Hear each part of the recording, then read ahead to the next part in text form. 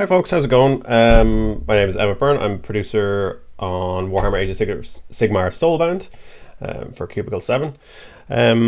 Today I'd just like to do a bit of an introduction and overview to what is the Age of Sigmar and who are the Soulbound. So, the Age of Sigmar is a mythic fantasy setting.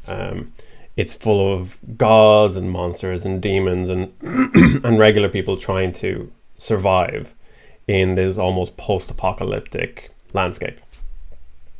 The gods are very real, they're very present, and demons and darkness are a constant threat. It's 95% badness, 5% light.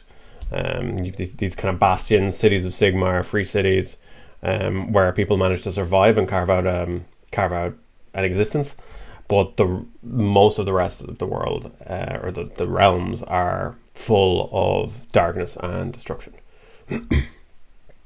So, the Age of Sigmar comes from the end of the world that was. For anyone familiar with Warhammer Fantasy, this was the end times when that world was destroyed.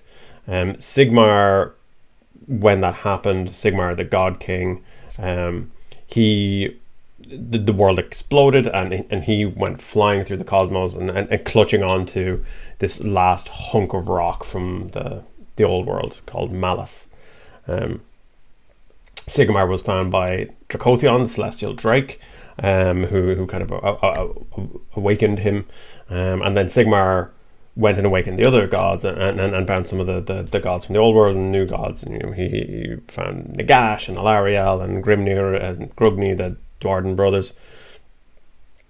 And together they created this pantheon of order where they were all united and they all worked together to kind of create this age of myth where these incredible wonders and these magical devices and these incredible huge cities were created, and for a while the world was good, or the realms were good. The Sigmar, when he had done this, he had visited these 8 mortal realms, as they're known, each of which is based around one of the lores of magic. So you have the realm of fire, and there he found Grimnir, and you have the realm of death, which would be Nagash's realm, and the realm of life, where Alariel resides, and so on. So there's 8 mortal realms, and within these, each god kind of had their own, was kind of gifted one of the realms, and they had their own little dominion, but they all came together as the pantheon of order, which included Nagash, the god of death, and say Gorka Morka, the greenskin god. They all worked together to kind of better the realms and better life for everyone, essentially. During this time, they created this order called the Soulbound, who essentially were taken from the mortals of the world, of the realms, with this idea of allowing them to have control over their own defense and actually guard the realms themselves. They had the gods who could do it as well, but it was to empower these mortal beings, and they're all bound together. Their souls are literally bound into this order called the Soulbound. There's kind of little factions within them. There's different groups of Soulbound. You can have 2 or 3 up to 10 Soulbound perhaps in a binding. But anyway, the Age of Myth went on for a while, and all these incredible creations were made. But gradually, both the gods and the people of the realms started to turn on one another, or not necessarily outright betrayal at first. It was more this slow creeping taint, selfishness and cruelty, and they all just slowly crept in. And this was the ruinous powers, the gods of chaos, slowly worming their way back into the world and creating these little fissures and cracks. And eventually the pantheon was broken. The Elven Gods came focused on their quest to reclaim the elven souls from the belly of Slaanesh, and Nagash was absorbed in his own things. Gorka Morka got fed up with having to go to council meetings. And eventually the pantheon broke, as chaos crept back into the world, and this ushered in the Age of Chaos, where the realms were overrun by the forces of chaos, which you can see. Oh no, lots of chaos. During this time, the Pantheon was still technically together, but they weren't at the strength that they were. And this lack of unity led to essentially the fall of the realms. The gods retreated or betrayed one another. Sigmar fought as valiantly as he could, but to no avail. Alarielle retreated to Giran and kind of within herself, and became focused on her battle there with Nurgle, who was the god of decay, the chaos god of decay. And during the Age of Chaos, the realms basically fell. Sigmar fled to Azir with as many as he could carry and sealed the gates, and Azir, the realm of heaven, remained safe. The other 7 mortal realms were essentially overrun by chaos, which was obviously, millions and billions of people were slaughtered, and you had chaos warriors rampaging and demons tearing through the world. And but when Sigmar retreated behind the gates, it was with a plan, and it was to create an army that was capable of turning back chaos and turning back the tide. With the Pantheon broken, the Soulbound were effectively broken and gradually died or disappeared. And the Age of Chaos overran the mortal realms.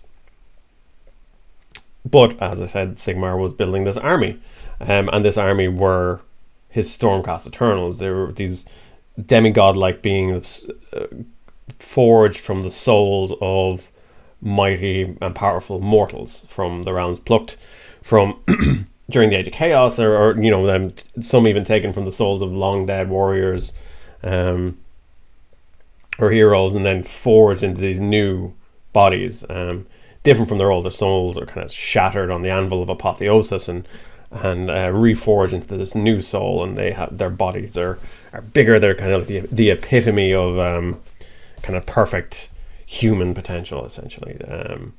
But so this was Sigmar's great army that he had created, and he waited as long as he could, but eventually it looked like the realms were going to be overwhelmed, and he was forced to act, which is when he unleashed his storm on the mortal realms. And when he did, thousands of stormcasts struck in lightning bolts across the realms and turned back the forces of chaos, or defeated the forces of chaos, and liberated realm gates, which are these huge gates that allow travel between each of the mortal realms. They had been hugely important. A lot of them, or pretty much all of them, had been lost, that Order had controlled during the Age of Chaos. And he sent back these Stormcast to reclaim them, to allow the rest of his armies from Azir to come through. So the Stormcast came through and they liberated these gates. They opened the gates, and the armies of Azir that had spent centuries waiting and training, like generation after generation training for this fight back in the mortal realms, generations of elves and dwarven and humans just training, and some living and dying and never seeing the rest of the realms. But their ancestors created this army, which when the gates were opened, they were unleashed as well. So along with them and the Stormcast Eternals, they managed to push back for a while the forces of chaos.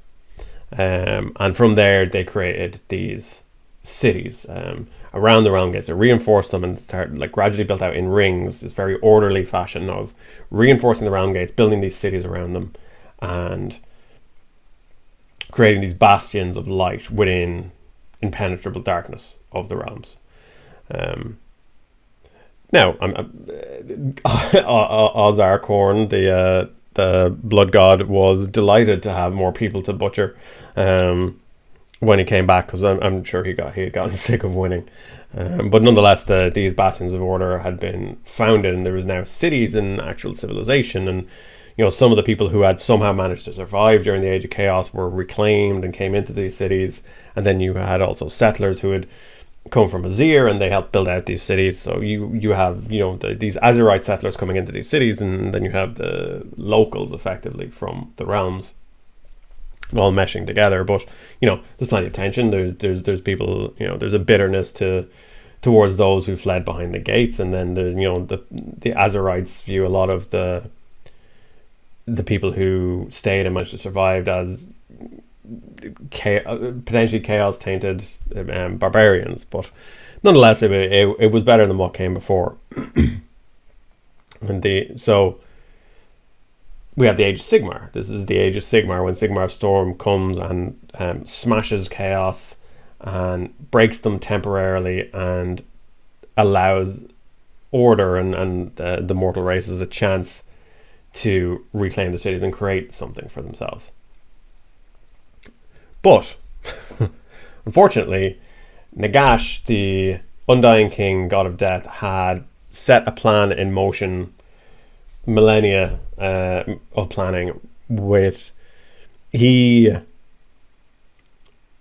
was supposed to be essentially supreme ruler over death and the souls of the dead, but he knew or foresaw that the other gods would steal what he believed to belong to him. So you have Sigmar creating these Stormcast Eternals from the souls of people he's plucked living from the realms, or he has actually gone and taken the souls of the dead to create Stormcast Eternals. Then you have the Elven Gods, they free the souls from the belly of Slaanesh, one of the chaos demons, and then they take those souls and they create new beings. But Nagash sees these as just what's duly owed him being stolen by the other gods and used. So he sets a plan in motion to draw all souls and all magic to him. And he sends out countless undead servants to the very edges of Shaiish, the realm of death, to carry a single grain of grave sand, which is this magical imbued realm stone for each of the realms. It's said to be a single soul. Each grain is a single soul and has a weight to it, which means that even carrying more than one grain would crush these undead servants under the weight of it, so they could only carry one at a time. So millennia has passed, these trails of undead back and forth to the edge of the realms, coming back in to use these grains of sand to create the Shaiish Nadir, which is this inverted black pyramid in Shaiish. So Nagash prepares a ritual to draw all the magic and the souls in the realms to him. And people try to stop him, but they can't get through, and they can't stop him. The gods become aware of it. They try and stop him, but unfortunately, unbeknownst to Nagash, a small group of Skaven have snuck into the pyramid, and that little mote of chaos within this grand ritual disturbs the ritual and causes bad things to happen.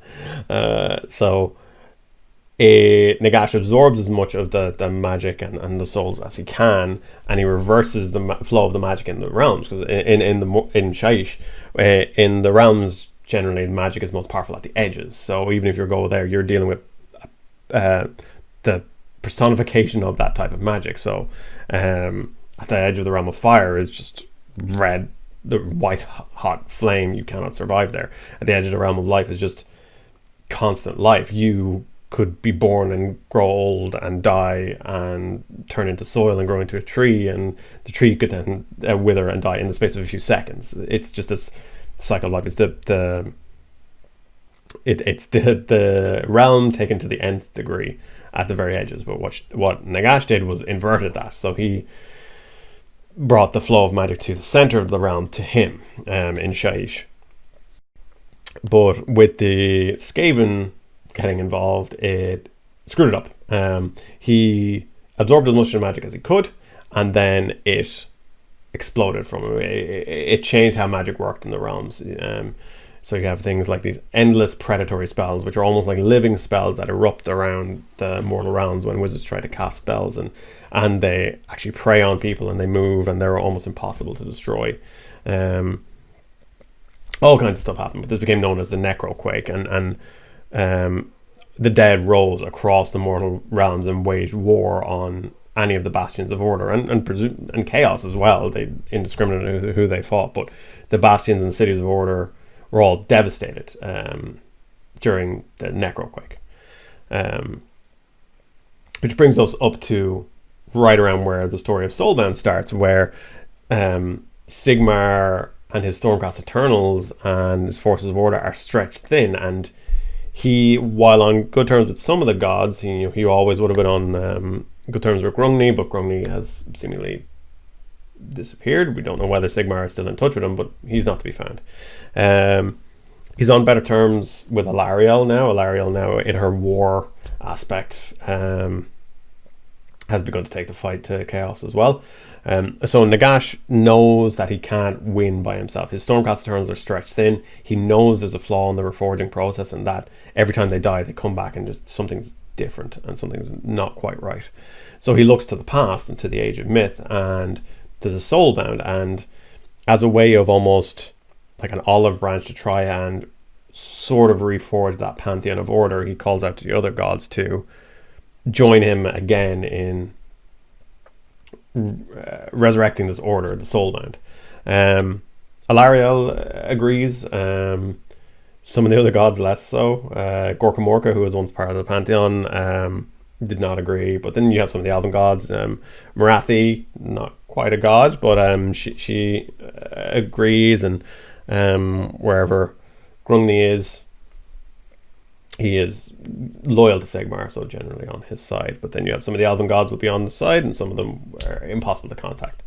Teclis would have been obviously busy in Heish, the Elven God of magic, but he would, I'll help you in a little while, I'm a bit busy. But anyway, the Soulbound are brought back as an idea and as an organization. And again, mortals from across the realms are selected to be brought together into this binding, as it's called. So what happens is, basically, the gods can identify people in the world who they believe to be worthy of becoming Soulbound. They're already shown themselves to be essentially powerful heroes and standing out as a cut above other people.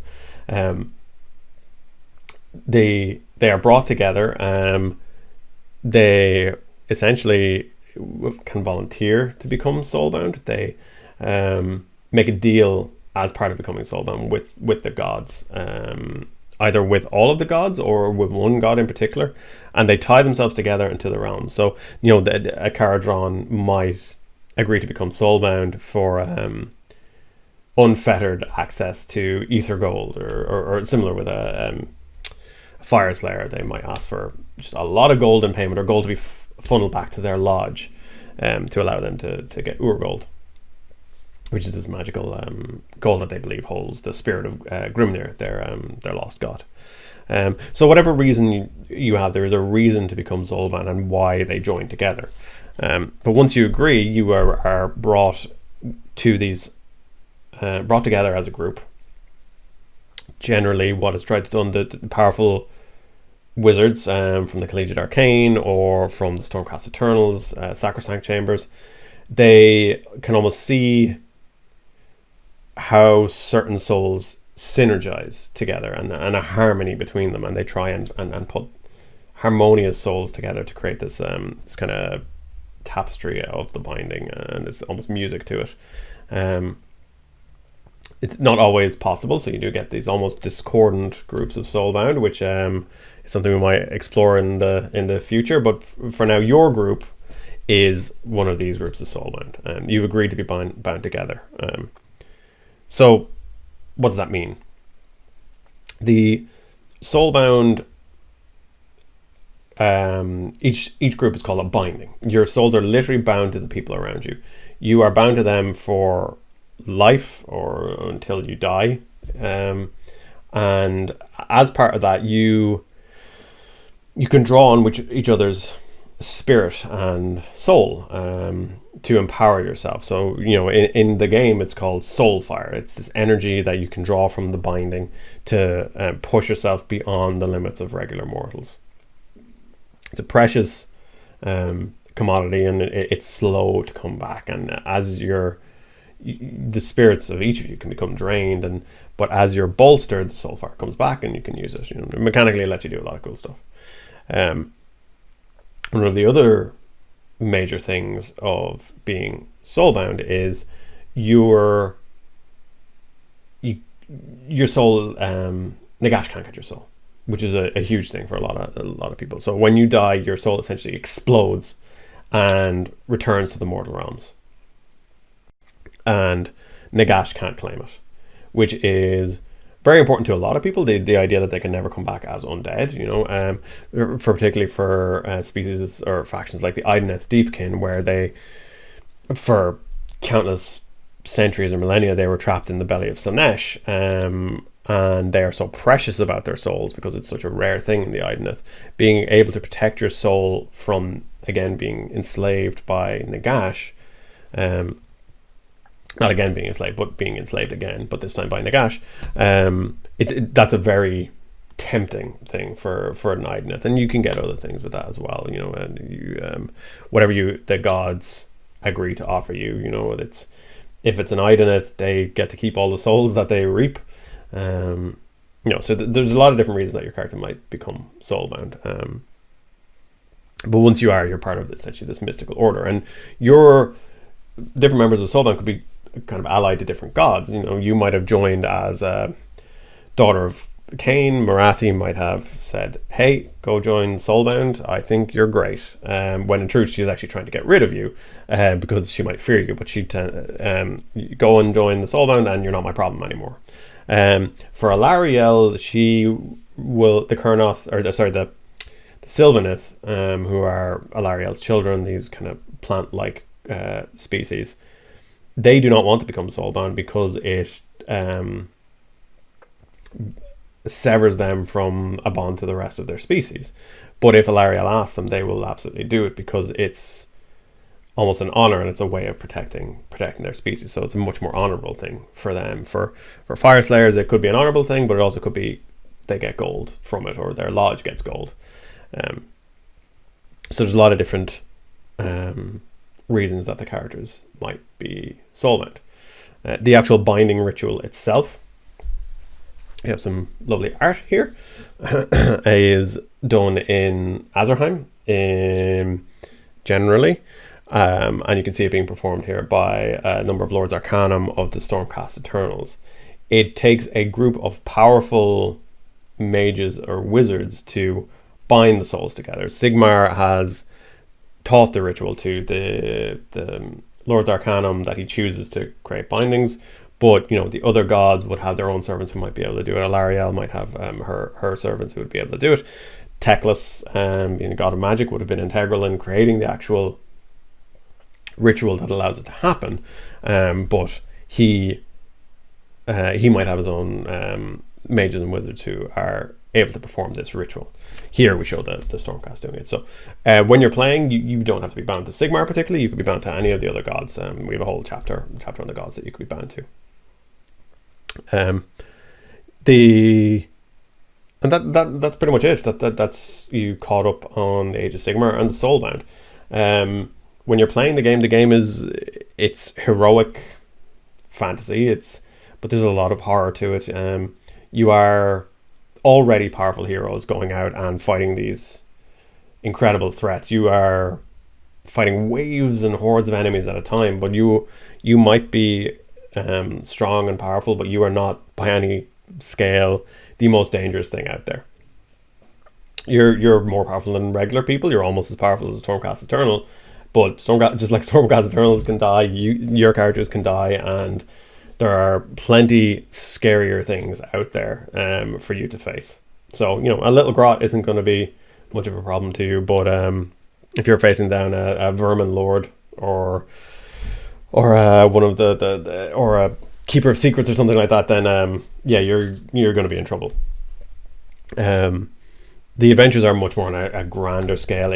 It's not about going out and exploring new lands. It's about protecting what you have. You're in a city, one of the free cities, bastions of order, and you're trying to protect that. And chaos is always trying to seep in through the cracks again and bring in a new age of chaos. And then you have hordes of undead spirits and ghosts and wraiths roaming the lands. You have endless spells just devouring cities and at a time, and just hordes of Uruks and Grots, and there's plenty to contend with, and you're just desperately trying to keep what you have and try and protect the realms and make them a little bit better. So that's it. That's Soulbound. That's the Age of Sigmar, and that's Soulbound, and that's what you will be playing when you play Soulbound. Okay, I think that's it. Last thing I will say, I'll see if I have I do. If you want to keep up to date on Soulbound or any of our other games, you can go to our website, cubicle7games.com. Here you can find information on each of our lines. We have Warhammer Fantasy and Soulbound and Wrath and Glory. And you can obviously purchase our games. Anything you purchase with us as a physical copy that you order through us, you get a complimentary PDF that comes with it. Or you can buy the PDFs direct from us or through DriveThruRPG if you just want the digital copy. You can also keep up to date on our blog with various different articles and news that we put out. Put out some kind of handful. We just put out the Soulbound FAQ. And we have regular articles every week, a couple of articles a week usually that are useful depending on which line that you're playing, or if you want to just keep up to date with what's going on with Cubicle 7. And then as well, an easier way to do, if you don't want to keep going to check the website, is you can just sign up for our newsletter, and then every few weeks you'll get an email to your inbox with all of our latest news across all our lines and what we're doing, and online conventions, and hopefully sometime in the future next year it'll have news about our convention appearances and things like that when things get back to normal a little bit. So that's it. That is Warhammer Age of Sigmar and Soulbound, and what the game is about, and now you're caught up. So GMs out there, you can just send this video to your players and it'll save you having to explain it. But yeah, so that's it from me. Thanks folks, look after yourselves.